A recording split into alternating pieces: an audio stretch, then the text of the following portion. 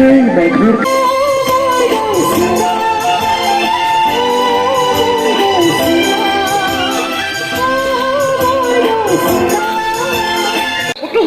আবেলি 5 বজাত সদায় মই মৰ্ণিং ৱাক কৰোঁ।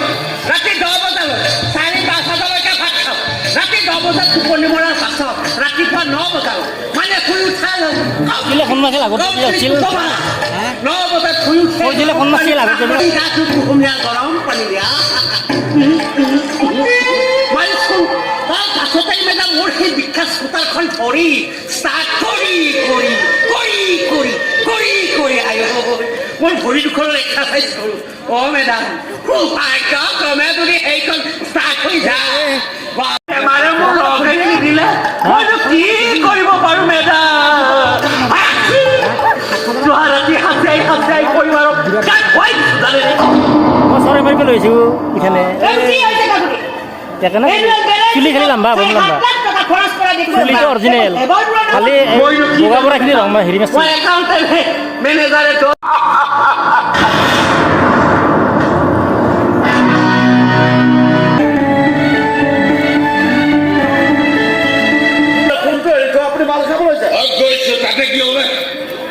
মোৰ মায়ে আছে নে পাপাই আছে নে বায়ে আছে নে ভনী আছে তই নাজানো নেকি কোন হয় মই জানো মাল খালে আপোনাৰ কাহিনী আৰম্ভ হৈছে।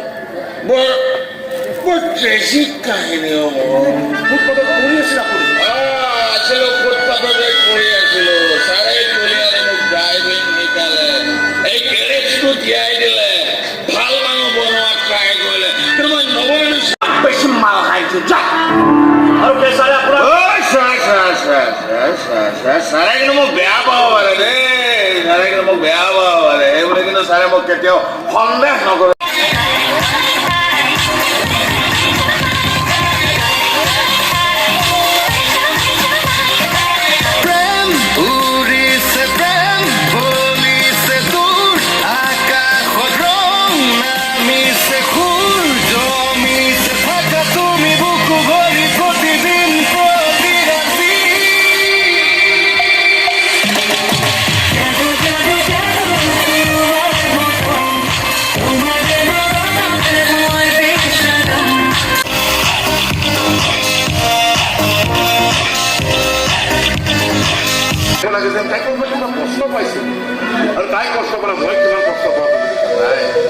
এদিনটো তাইক চকুৰাই কৰিবই লাগিব।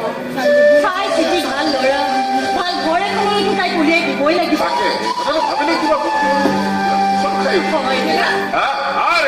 আজি তুমি একেবাৰে ঘৰত যে তোৰ মুখখন চাব লাগে আৰু এঠাই মোৰ মুখখন নতুনকৈ চাবলগীয়া কি আছে? সৰুৰ পৰা সদায় দেখি আছা আমনিয়ে নালাগে মায়া হৈছে এই বান্ধৱৰ সহজে নিচিগে চিকিব নোৱাৰে। হ'ব এতিয়া এইবোৰে তোৰ ভাত কেইটা বাহিৰে সোনকালে খাওঁ। ৰাতিপুৱা কৈছো মই আজি ভাত নাখাওঁ, চাওমিন খাওঁ। নাই নহ'ব আজি দুপৰীয়াও তই ভাত খোৱা নাই। তাই যি খাব খুজে বনাই দিয়ে চব কথাতে আঁতৰি দি আপুনি তাইৰ স্বভাৱটো বেয়া কৰি পেলাইছে। পাছত কিবা সমস্যা হ'লে কৈ দিছোঁ। সমস্যা হ'লে সৰুতে মোৰ কিবা সমস্যা হ'লে মই কান্দি দৌৰি সৰু সদায় গা ধুলে চৰ্দি লাগিব পাৰে কাৰণে আঙুলি জায়গাত পানী ছটিয়াই লওঁ। ইমানখিনি সত্যকৈ সচেতন হৈ থকাৰ পাছতো মোৰ মূৰৰ পৰা ভৰিলৈকে বেমাৰৰ পাইকাৰী দোকান, তাতে আকৌ তুমি আহিব দায়িত্ব মোক দি মোক বেছি বেমাৰী কৰিব খুজিছা, স্বাস্থ্যহানি কৰিব খুজিছা। নালাগে তুমি মোৰ স্কুটাৰখন ঠিক কৰিব, মই আকৌ কিমান আপোনাৰ মই সেই ভগা স্কুটাৰখন চলাই ৰাখিলো, আপুনি মোৰ কাৰণে চিম্পুল লাভ ষ্টৰীটোকে চলাই দিব নোৱাৰে। আনন্দৰ কাৰণে তাৰ ছোৱালীজনী হৈছে জোনবাই আৰু তুমি হ'লা পাওনা হাত মেলিব ইমান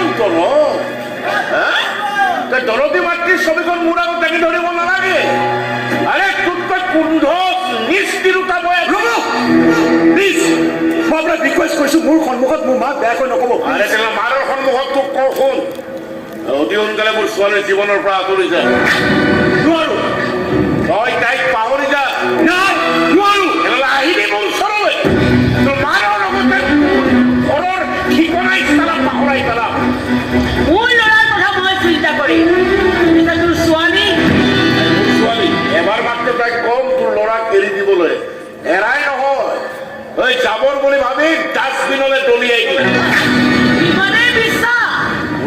মোৰ জীৱন হয়, মোৰ কলিজা হয়, আৰু নিজৰ জীৱনটোক বিশ্বাস নকৰা।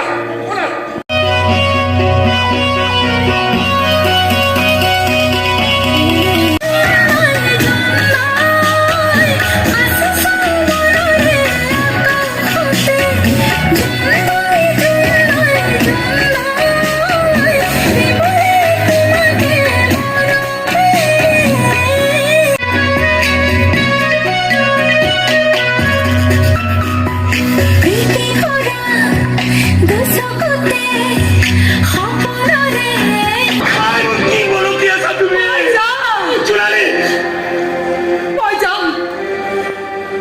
তুমি মোক একো ক'ব নালাগিব। মোৰ কাৰণে তুমি মাতৃহাৰাও হ'ব নালাগে। মই নিজে ইয়াৰ পৰা আঁতৰি যাম। মোৰ জন্ম দিয়া ঘৰখনেই মই এৰি থৈ আহিছোঁ। এই ঘৰটো মোৰ কাৰণে আশ্ৰয় শিবিৰহে আছিল। তুমি হিয়া উজানি মৰম দিছিলা কাৰণে, নহ'লেতো মই এইখন ঘৰৰ কাৰণে সলনি ঠিক আছিল।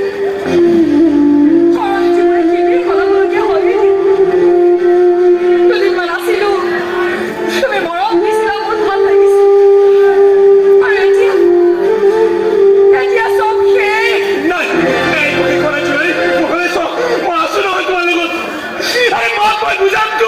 নাই যাবলৈ দে, নহ'লে কিন্তু এতিয়াই মই দি খাম। এইবোৰ আপুনি কি কৈ আছে? মই কথা দিছোঁ আপোনাক, মই এতিয়া ইয়াৰ পৰা ওলাই যামতো। আপুনি এইবোৰ একো কৰিব নালাগে। মই কথা দিছোঁ নহয়, মই এই মুহূৰ্ততে ইয়াৰ পৰা গুচি যাম। জানান ন, আৰু প্ৰেম নাথাকিলে দেখোন এই দুনিয়াখনেই নাথাকিব ছাৰ। তোৰ লেকচাৰ বন্ধ কৰ। সেইকাৰণে কৈছো ছাৰ, একদম ৰৈ নাথাকিব। চব ভাঙি চিঙি গুচি যাম তাইৰ ওচৰলৈ। তাই দুহাত মেলি ৰৈ আছে আপোনাৰ বুক উঠাবলৈ। ৰৈ আছে আপোনাৰ বুকুৰ মাজত সোমাবলৈ। নিজৰ বুকুখনৰ লগত আপোনাৰ কেতিয়াও গাদ্দাৰী নকৰিব ছাৰ।